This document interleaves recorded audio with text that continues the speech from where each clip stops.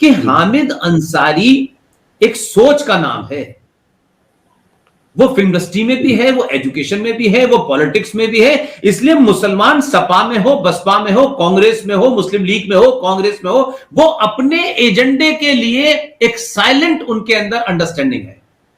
उनका एजेंडा है कि किसी भी तरीके से आओ, चाहे सपा से आओ, चाहे बीजेपी से आओ, जीत के हमारा आदमी आ जाए, खत्म किस्सा। क्योंकि वहां कोई ईमान का मामला, उन लोग समझते हैं कि उनका ईमान आपके मैनिफेस्टो पे लाए, नहीं, उनका ईमान तो एक ही किताब पे आया है और उस किताब में आप है ही नहीं, उस किताब में आपके लिए जगह ही नहीं है। तो आप गलतफहमी के शिकार हैं कि वो बीजेपी पे ईमान ले आया, कि वो कांग्रेस पे ईमान ले आया। वही शहनवाज जिसे आपने अपनी बेटी दे करके, शादी करके, उसको आपने बताया कि भाई हमने हिंदू बेटी दी, इसको हमने समझाया और बड़ा अच्छा मुसलमान है। लेकिन एक डिबेट में आप जैसे बुद्धिजीवियों ने देश भर में जो अलग जगा करके 21 आयतों के बारे में जो आपने बात बताई, उसमें से ही साफ साफ किसी ने कहा, तो उसने बीजेपी के एक प्रवक्ता को यह कहते हुए झाड़ दिया कि मैं बीजेपी का लीडर हूं, कुरान शरीफ पे तुम्हारी बकवास नहीं सुन सकता।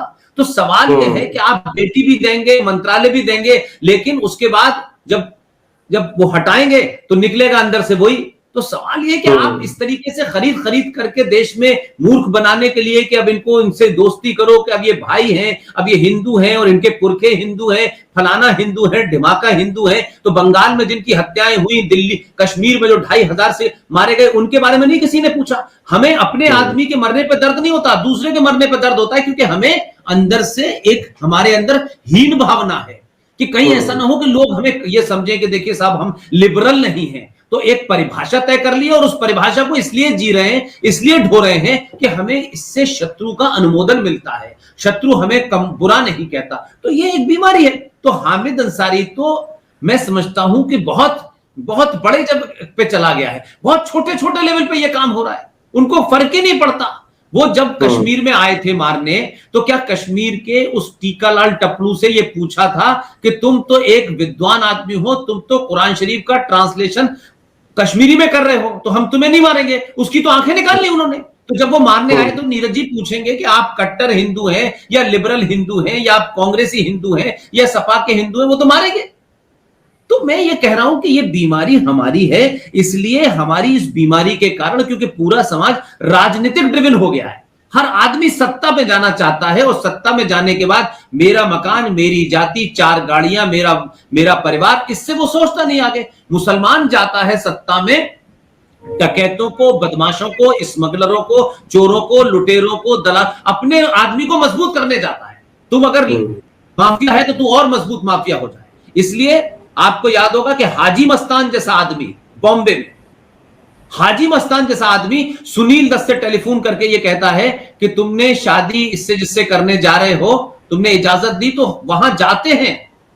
सुनील दत्त जो अपने आप को बहुत बड़ा ठेकेदार बता रहे थे सेकुलरिज्म का, उनकी शादी में हाजी मस्तान ने दखल दिया और हाजी मस्तान के दरबार में जाके गए और उन्होंने कहा कि नहीं, मैं उसे बहुत प्यार से रखूंगा। अब हाजी मस्तान एक माफिया, उसका क्या लेना देना है? और सुनील दत्त अपने आप को बहुत बड़े बात में तो सेकुलरिज्म का ठेकेदार बन के वो घूमे, लेकिन ये उनका चरित्र है कि तुम एक गुंडे और माफिया के पास गए और उसको तुम अश्योरेंस दे रहे हो कि मैं उसको ठीक से रखूंगा, और उसका क्या लेना देना? कहां वो हाजी मस्तान का? तो ये जो कैरेक्टर है कि वो हाजी मस्तान हो, दाऊद इब्राहिम हो, आजम खां हो, गुंडा हो, बदमाश हो, मुख्तार अंसारी हो, जावेद अंसारी हो, अतीक, वो किसी पार्टी में हो, लेकिन हमारे आदमी को हाथ मत लगाना।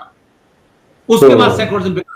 ये पॉलिटिकल, ये जो हामिद अंसारी है, ये पॉलिटिकल गुंडा है, पॉलिटिकल माफिया है, पॉलिटिकल कम्युनल एजेंडा है। इसलिए मैं कहता हूं कि जब मैं इन लोगों को देखता हूं तो मुझे लगता है कि जिना के जो दिल में था उसने करा, लेकिन ये वो लोग हैं जो मुंह पे कुछ है, अंदर कुछ है।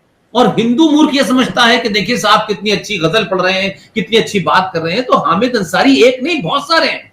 क्या आप मुझे बता दें, वो जो रामपुर के पास में एक जगह है, मुरादाबाद के पास में, वहां से जो समाजवादी पार्टी का एमपी आता है शफीकुर रहमान बर्क, वो तो वंदे मातरम होता है और पब्लिकली उठ के चला जाता है आपकी पार्लियामेंट से, तब कोई नहीं बोलता उससे। तो मैं वही कह रहा हूं, इनको ये मालूम है कि ये देश कुछ सालों तक है हमारे पास, इसलिए क्योंकि हिंदुओं की, मैं क्या शब्द इस्तेमाल करूं, चाटुकारिता, लालच, मक्कारी और अपनों से दगादारी के चलते ही इस देश में 1991 में प्लेसेस ऑफ वर्शिप एक्ट पास हो गया।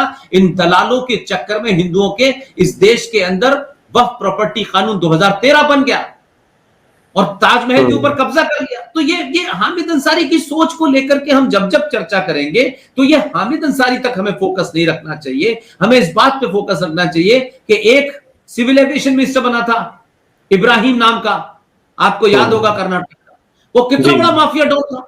तो आज वो कहां है नहीं पता, लेकिन उसकी एक पूरी एम्पायर चलती है। लेकिन हमारे यहां आपस में एक दूसरे को मारने का है। लिहाजा मैं मानता हूं कि ये पढ़े लिखे तथाकथित बहुत खुश उर्दू बोलने वाले, बड़ी पोलाइट लहजे में बोलने वाले, बड़ी मक्कारी के साथ पकड़ने फंसाने वाले, ये वो टेररिस्ट हैं जो हमेशा से हैं। इसलिए कश्मीर पे इनका मुंह नहीं खुलेगा, केरल पे मुंह नहीं खुलेगा, और उनका क्यों खुले जब आपके लोगों का मुंह बंद है, जो आपके समाज को एक करने का ठेका लेके घूम रहे हैं। जब वही चुप हैं तो दूसरा क्यों बोलेगा भाई? तो हामिद अंसारी तो भी बहुत हैं, वो तेरे पैदा होने हैं, ऐसी कोई नई बात नहीं है। मैं तो इन सबको बहुत पास से देखता रहा हूं। कोई ऐसी बात नहीं, क्या कहते कि कोई किसी कहीं और से आए हों। वो यादव के नाम पे, ब्राह्मण के नाम पे, ठाकुर के नाम पे, ये सब लोगों को हम ही ने पैदा किया है और ये सिलसिला बंद हो गया है, इसलिए लोगों को डर लगने लगा है। उन्होंने कहा अब तो दूसरा पैदा नहीं हो पा रहा है, तो ये सिलसिला आपको डराते हैं, आपकी बदनामी करते हैं, और इनके पास इतना बड़ा हथियार है कि अखलाक को मार दीजिए तो यूएनओ तक खबर जाएगी। लेकिन 2500 कश्मीरियों को मार दें, दिल्ली से खबर चल के केरल तक नहीं पहुंची पिछले 70 साल में। अखलाक के लिए तो जस्टिस पूरी दुनिया ने मांगा, लेकिन इस्लाम के नाम पे कुरान पढ़ पढ़ के जब 2500 कश्मीरियों को मारा और 2.5 लाख कश्मीरी हिंदू ब्राह्मणों को वहां से निकाल करके, यह खबर अंतरराष्ट्रीय नहीं बनी, ये दुनिया का सबसे बड़ा जिनोसाइड हुआ नहीं बनी, क्योंकि हम हिंदू सिर्फ ये सोचते हैं कि हमें नहीं लड़ना, हमारी लड़ाई कोई और लड़े। अब हमने मोदी को ठेका दे दिया है, मोदी लड़ेगा, वो सरकार में बैठा है, हमेशा लड़ेगा। फिर ये चले जाएंगे तो हम दूसरे को रोएंगे, हम रोते रहेंगे, खुद नहीं लड़ेंगे, कभी खुद अपने हिसाब से जवाब नहीं देंगे। सगे भाई से जमीन पे 10 इंच का झगड़ा हो जाएगा तो उसकी हत्या करने में हमारे हाथ पैर खुल जाते हैं, लेकिन एक जिहादी आपके मकान में बेटी को, मां को लूट रहा है, रेप कर रहा है, तो हम नहीं लड़ते। तो हम सब कुछ सरकार और व्यवस्था से चाहते हैं। इसलिए हामिद अंसारी ये पैदा होते रहेंगे और इन सब का इतिहास देखिए कि एक छोटी सी बात बता रहा हूं, जिस हैदराबाद की सेना ने निजाम के खिलाफ लड़ाई लड़ी, उस निजाम के खिलाफ लड़ाई लड़ने वाली सेना को आपने सेना में जगह नहीं दी, सेना में जगह नहीं दी उसको, लेकिन दूसरों को दे दी। तो हमारे यहां तो गद्दार इतने अंदर तक बैठे हैं कि अभी 70 सालों में जो हम समझते हैं कि सब कुछ बाहर आ गया, अभी तो नीरज भाई 1% भी बाहर नहीं आया है। ठीक बात है, बिल्कुल ठीक कह रहे हैं।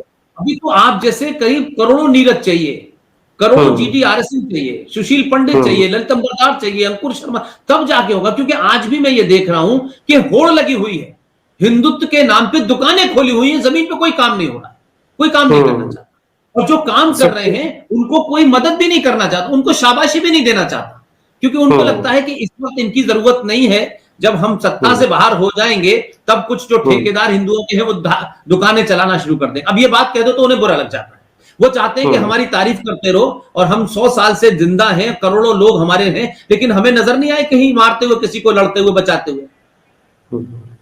तो ये इसकी जो प्रतिक्रिया समाज की होनी चाहिए वो नहीं होती। कुछ राजनीतिक दल अपने नफे नुकसान के हिसाब से कुछ बोल देंगे, खत्म कर देंगे। कम से कम इस प्राइम मिनिस्टर ने खड़े होकर के लोकसभा में उनकी तबीयत से कपड़े तो उतार दिए कि उनकी क्या औकात है, वो कहां से आते हैं। अपने एक भरे और सम्मानित शब्दों में, संसदीय भाषा में उनके सही कपड़े उतार दिए। तो ये हिम्मत होनी चाहिए ना, ये जब भी होगी ना जब आपको दुश्मन से अनुमोदन नहीं चाहिए होगा, आपको अपने घर वाले आपके साथ हैं, आपका परिवार साथ है, आपके रिश्तेदार साथ है, फिर आपको क्या चिंता है किसी की। लेकिन नहीं, हमारा भाई बहन माता पिता हमारे साथ ना हो, लेकिन जो पड़ोस में आदमी है वो हमारे साथ जरूर खड़ा हो, क्योंकि हम अच्छे दिखना चाहते हैं।